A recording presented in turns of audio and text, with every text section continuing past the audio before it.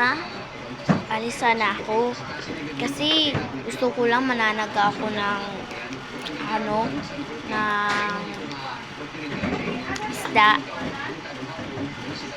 Pahingi naman pong pera. Wala na kasi akong pera, Ma. Anak, kakahingi mo pa noon. Kahapon. Kaya wala akong may bibigay sa'yo. Kung hindi, uso. Ma,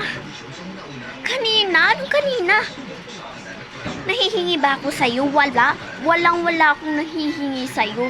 Ikaw yung nanghihingi sa'kin. Kasi isusugal mo dyan sa billiard na yan na wala naman yung kwinta-kwinta at hindi yan makatulong sa pamilya natin. Anak, masakit mo naman magsabi. Kala ko naman anak ko sa'kin.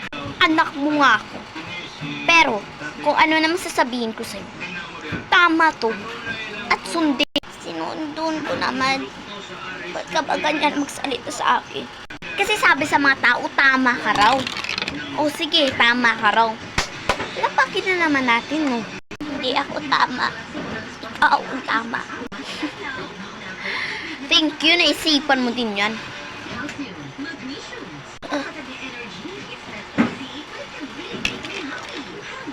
Nalaman ko na talaga ang ugali ni Isabel. Kapal lang ng mukha naman yung mamang yun. Hindi ko naman totoo siyang ina. Di ba, Ali? I mean, mamang ko naman siya.